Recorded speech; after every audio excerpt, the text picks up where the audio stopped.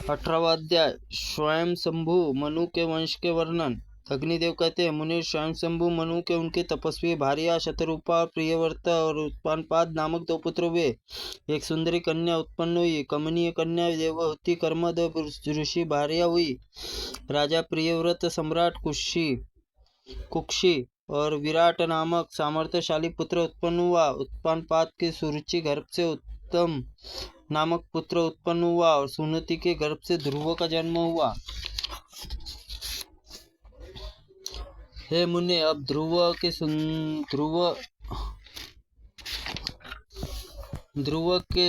ने सुंदर कीर्ति बढ़ाने के लिए 3000 दिव्य वर्ष तक तप किया। उस पर प्रसन्न होकर भगवान विष्णु ने सप्तऋषि आगे करते हुए ध्रुव पद दिया और ध्रुव पद इसी अभियुक्त को देखकर शुक्राचार्य ने उसे सुयश सूचक और श्लोक पढ़ो और आगे बढ़ो। ओहो, इस ध्रुव की तपस्या कितना प्रभाव, इसका शास्त्र ज्ञान कितना अद्भुत है। आज सप्तर्षि भी आगे करके स्थित है। इसने ध्रुव के अपनी पत्नी शंभु ने श्लिष्ट और भव्य नामक पुत्र उत्पन्न किए। श्लिष्ट से उनकी पत्नी स्वेच्छा क्रमश रिपु और रिपुंज पुष्य मुकुल और वृत्त तेजा और 5 निष्पाप पुत्रों को अपने गर्भ में धारण किया। रिपु के वीर्य से बृहति चाशुक और सर्व तेजा अपने गर्भ में स्नान दिया। चाशुक ने वीरन प्रजापति कन्या के पुष्करिणी से गर्भ से मनु का जन्म दिया और मनु ने नड़वला के गर्भ से 10 उत्पुत्र उत्पन्न किए। उसका नाम है पुरु, शतधूम, तपस्वी, सत्यवाक, कवि, अग्नितुष्ट, अतिरात्र, सुधमन्यु, अभिमन्यु, उरु और अंश के अग्नि, अंग, सुमना, स्वाति, क्रोत, अंगिरा, गय नामक महातेजस्वी 6 पुत्र उत्पन्न किए। अंग से सुनीता एक ही संतान वेन का जन्म हुआ। उसमें प्रजाओं की रक्षा न करके सदा पाप में ही लगा रहता था। उसकी मुनियों ने कुशों से मार डाला। तदनंतर ऋषियों के संतान के लिए वेन के दाएं हाथ का मंथन किया और हाथ से मंथने पर राजा पृथु प्रकट हुए। उन्होंने देखकर मुनियों से कहा कि महान तेजस्वी राजा अवश्य समस्त प्रजा को आनंदित करेंगे तथा महान यश प्राप्त करेंगे। क्षत्रिय वंश पूर्वज वेन और राजा पृथु अपने तेज के सबसे दग्ध कर देते हुए प्रकट धनुष कवच धारण किए हुए ही प्रकट हुए। वे संपूर्ण प्रजा की रक्षा करने लगे। राजसूय यज्ञ में दीक्षित होने से नरेश वो सबसे पहले भूपाल थे। उनके 2 पुत्र उत्पन्न हुए, स्तुति कर्म और निपुण अद्भुत कर्मा। सूत और मागधो का उनका सत्वन किया। प्रजाओं का रंजन करने के कारण राजा नाम से विख्यात हुए। उन्होंने प्रजाओं का जीवन रक्षा निमित्त अन्न उपज गोरूपी धारणीय पृथ्वी का दोहन किया। फिर एक साथ देवता, मनुविंद, गंधर्व, अप्सरा, पितर, दान, सर्प, लता, पर्वत, मनुष्यों आदि के अपने अपने विभिन्न पात्रों में धोई जाने वाली पृथ्वी सबको इच्छानुसार दूध दिया।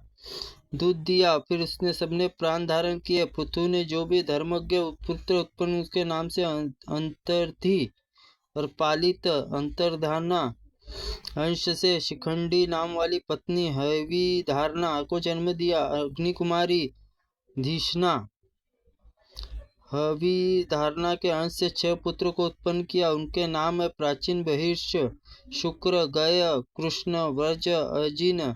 राजा प्राचीन बहिर्षि प्राय यज्ञ में लगे रहते थे, जिससे उसके समय पृथ्वी दूर दूर तक पूर्वार्ध कुश फैल गए। इस समय ऐश्वर्यशाला प्राचीन बहिर्षि नाम से विख्यात हुए एक महान प्रजापति थे। प्राचीन बहिर्षि की पत्नी समुद्र कन्या स्वर्णा के 10 पुत्र अपने गर्भ में धारण किया था। वे सभी प्रचेता नाम से प्रसिद्ध हुए। सबके सब धनुर्वेद प्रांगत थे। एक समान धर्म का आचरण करते हुए समुद्र जल में रहकर 10,000 वर्ष तक महान तप में लगे रहे। अंत में भगवान विष्णु के प्रजापति होने पर वरदान पाकर वे संतुष्ट होकर जल से बाहर निकल गए। उस समय समस्त प्राय भूमंडल, आकाश और बड़े बड़े सघन वर्षों में व्याप्त हो गया। उसे देखकर अपने मुख से प्रकट होकर वायु के द्वारा सब वृक्षों जला दिया। तब वृक्षों का संहार देखकर राजा सोम ने प्रचेता के पास जाकर बोले, आप लोग अपने कोप शांत करेंगे। ये वृक्षगण आपके मरीषा नाम वाली सुंदरी के पास जाकर बोले, आप लोग अपना कोप शांत करें। ये वृक्षगण आपके मरीषा और नाम वाली सुंदरी अपर कन्या करेंगे। यह कन्या तपस्वी मुनि का कुंडक्ष में अंश में प्रलोचमन अप्सरा गर्भ में स्वदेव बिंदु के रूप में प्रकट हुई। मैंने भविष्य में बातें जानकर कन्या रूप में उत्पन्न कर पाला है। इसके गर्भ में दक्ष उत्पन्न होंगे जो कि प्रजा की वृद्धि करेंगे। प्रचेताओं की कन्याओं को ग्रहण किया। तत्पश्चात गर्भ से दक्ष उत्पन्न हुए। दक्ष ने चर अचर और दिव्य चतुर्थ प्राणियों को समांसिक सृष्टि के अंत में बहुत सी स्त्री को उत्पन्न किया। 10 को तो धर्मराज अर्पण कर गए, 13 कन्या कश्यप को दी, 27 कन्या चंद्रमा, 4 अरिष्टमेनी, 2 बहुपुत्र, 2 कन्या अंगिकरा। और पूर्व काल में मानसिक संपर्क सृष्टि होते उनसे दक्ष कन्याओं को मैथुन देवताओं के नाग आदि प्रकट हुए और धर्मराज उनके 10 पत्नियों के गर्भ में संतानें हुई। धर्म सर्ग वर्णन करूंगा। विश्रा नाम वाली पत्नी विश्वदेव को प्रकट हुए। साध्य को जन्म दिया। मरुतत्वी ने मरुत्वान को, वसु ने वसुगण को प्रकट किए। भानु से भानु और मुहूर्ता से मुहूर्त नामक पुत्र उत्पन्न। धर्मराज द्वारा लंबा घोष नामक पुत्र हुआ और यामी नाम से पत्रिवेद नाग विधि में नाम वाली कन्या उत्पन्न हुई। पृथ्वी का संपूर्ण विषय मरुतत्वी ही प्रकट हुआ और संकल्पा के गर्भ से संकल्पों की सृष्टि हुई। चंद्रमा से उसे नक्षत्र रूपी पत्नियों के गर्भ से 8 पुत्र हुए। उनके नाम आप ध्रुव, सोम, धर, अनिल, अनल, प्रयुक्त, प्रत्युत और प्रभास, ये 8 वासु है और इसमें वेतंड, श्रम, शांत, मुनि नामक पुत्र हुए। ध्रुव के पुत्र लोकांतरी काल में हुआ। सोम का पुत्र वर्चा हुआ और धर की पत्नी मनोहरा और गर्भ द्रविण और हतयुवयु शीर्ष प्राण और रमन उत्पन्न हुआ। अनिल का पुत्र रजो पुरोजव, अनल और अग्नि अविख्याता और अग्नि का पुत्र कुमार हुआ।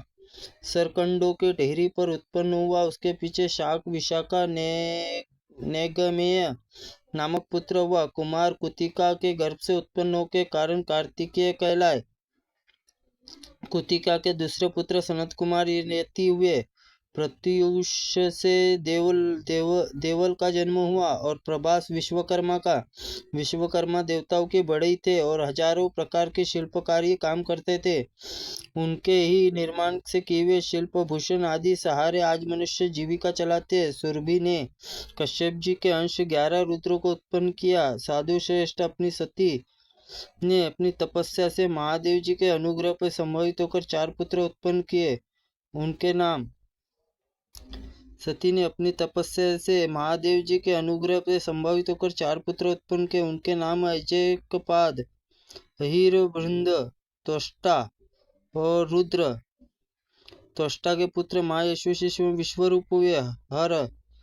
हर के बहुरूप, त्र्यंबक के अपरिजता, उषाकपि के शंभु, कपदी, रेवत, मृगव्याध, सर्प, कपाली, ये 11 रुद्र प्रधान है।